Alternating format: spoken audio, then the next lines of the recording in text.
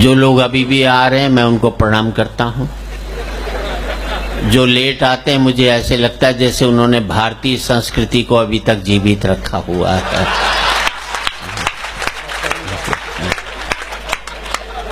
क्योंकि टाइम पर आने से भारतीय संस्कृति नष्ट होती है। और जो लेट आते हैं वो दूरदर्शी भी हैं। वो जानते हैं वर्ल्ड ट्रेड सेंटर के हमले में वही बचे थे जो लेट गए थे। जो टाइम पर चले गए थे वो सब काम आ गए थे।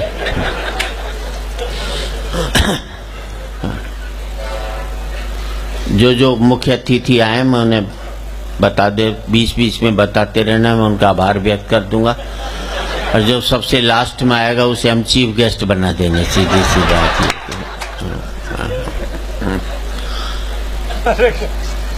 ये यहीं पर ही है।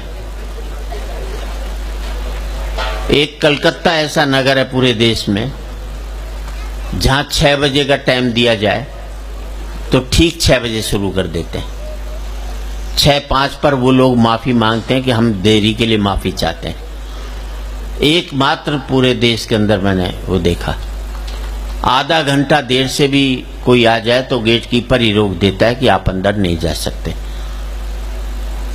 मुझे याद है एक आदमी आधा घंटा देर से पहुंचा, गेट कीपर ने रोक दिया, बोले अंदर नहीं जा सकते। बोले क्यों नहीं जा सकते?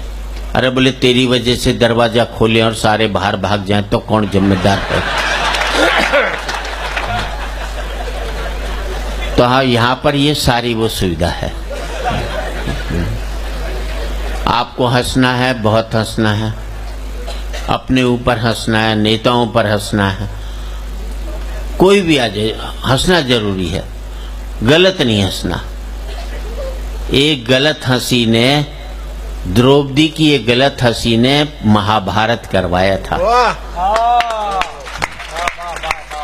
हंसी वही होनी चाहिए जो सही होनी चाहिए, और हंसी वही होनी चाहिए जो किसी के आंसुओं की कीमत पर हासिल नहीं की हो, तब जाकर के वो हंसी सार्थक होती है। जो 2-4 बजा रहे हैं वो भी रहने दो। हाँ, ऐसा लगता है सारी भीड़ की जिम्मेदारी 2-4 लोगों ने उठा रखी है।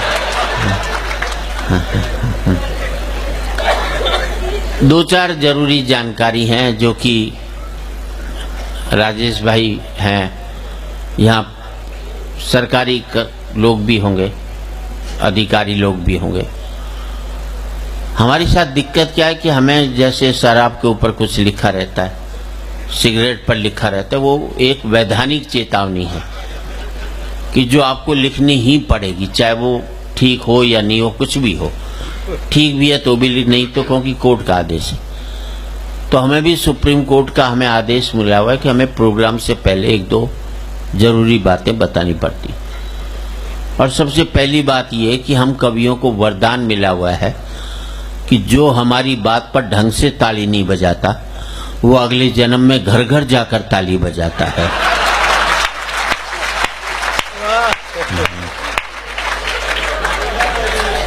तो इसलिए हम पहले से ही बता देते हैं कि हमारा कहानी है, सुप्रीम कोर्ट ने कहा है कि आपको ये बोलना पड़ेगा। कहीं बाद में ऊपर जाओ और ताली बजानी पड़े अगले जन्म में, आप कहोगे आपने बताया क्यों नहीं था, तो वो एक जरूरी जानकारी होती है। दूसरी बात यह है कि जो पति अपनी पत्नी के साथ बैठा है वो ये सोच करके बैठे कि वो साथ में नहीं है, तो तनाव मुक्त हंसी हो सकती है उसकी, सीधी सी बात ये। और एक आपसे और प्रार्थना करूंगा, अपने मोबाइल्स को पति मोड पर डाल लें, साइलेंट वाला जो भी होता है, क्योंकि पति साइलेंट ही रहता है घर के अंदर, तो उसे मोड पर डाल लें। और जिसका साइलेंट नहीं होता हो, गुर्राता रहता, उसे वाइब्रेशन मोड पर डाल लो बस।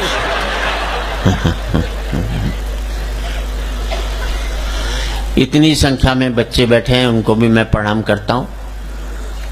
अपने बच्चे अपने पास रखें। बच्चे देश का भविष्य हैं, पर हमारा वर्तमान चौपट नहीं करें, बस बात का ध्यान रखें, सीधी सी बात ही करता हूं। कार्यक्रम कब तक चला ये महत्वपूर्ण नहीं है, कार्यक्रम कैसा चला ये महत्वपूर्ण है। बेवजह की 90 साल की जिंदगी जीने से बेहतर है सार्थक 40 साल की विवेकानंद की जिंदगी को जी लिया जाएगा। उस पर हमारा है चेतन, जो भी है,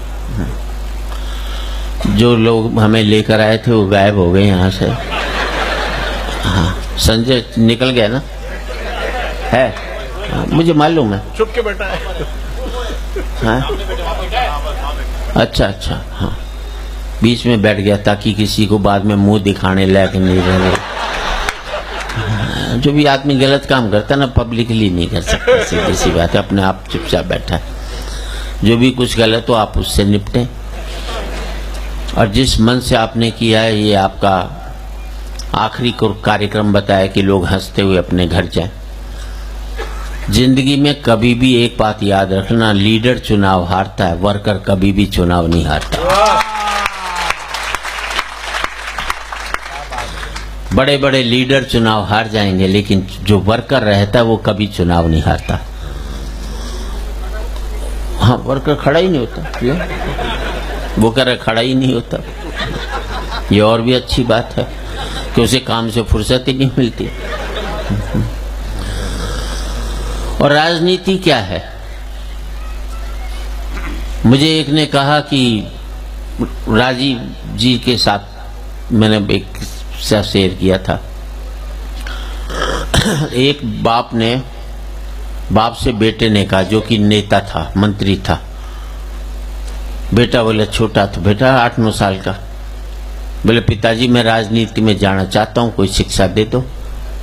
बोले रहने दे। बोले ना मैं तो राजनीति में जाऊंगा, कोई शिक्षा दे दो। नहीं माना बेटा, जिद पर अड़ गया तो बाप ने कहा पहली मंजिल पे चढ़ जा। बेटा चढ़ गया। बोले अब क्या करूं? बोले नीचे कूद जा। बोले चोट लग जाएगी।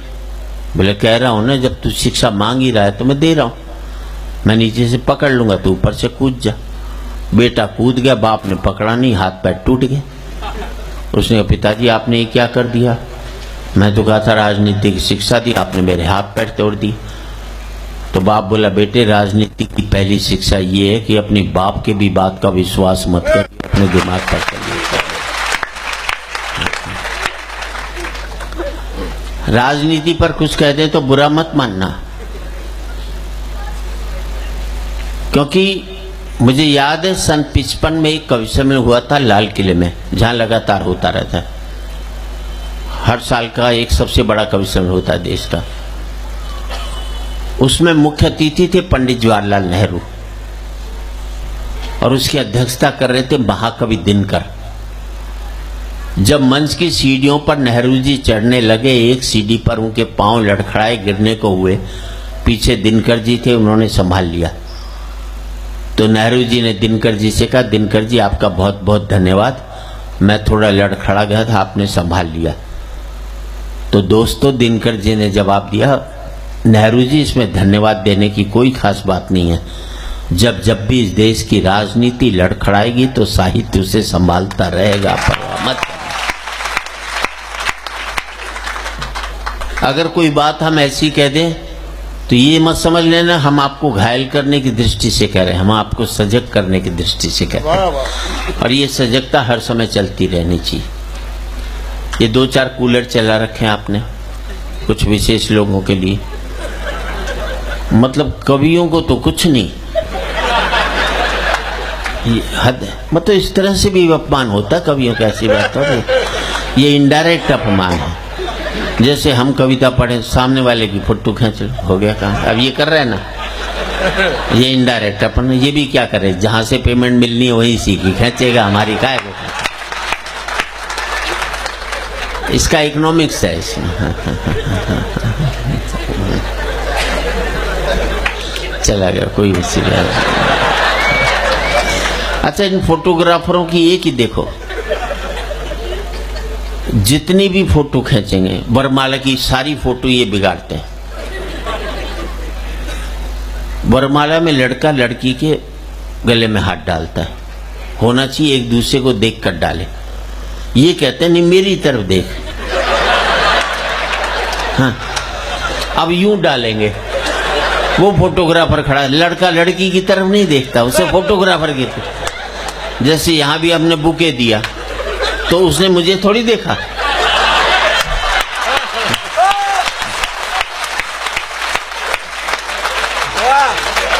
उसने भी फोटोग्राफर को देखा, मैंने भी देखा ना, मैंने ये देखा कि कौन दे रहा है। अच्छा, एक ने तो इस चक्कर में सासू को ही डाल दी, लड़की तो कुछ नहीं बोली, ससुर बड़ा खुश हुआ कि आज तो सस्ते में ही सलट गई है अपने से, जैसी बात ये।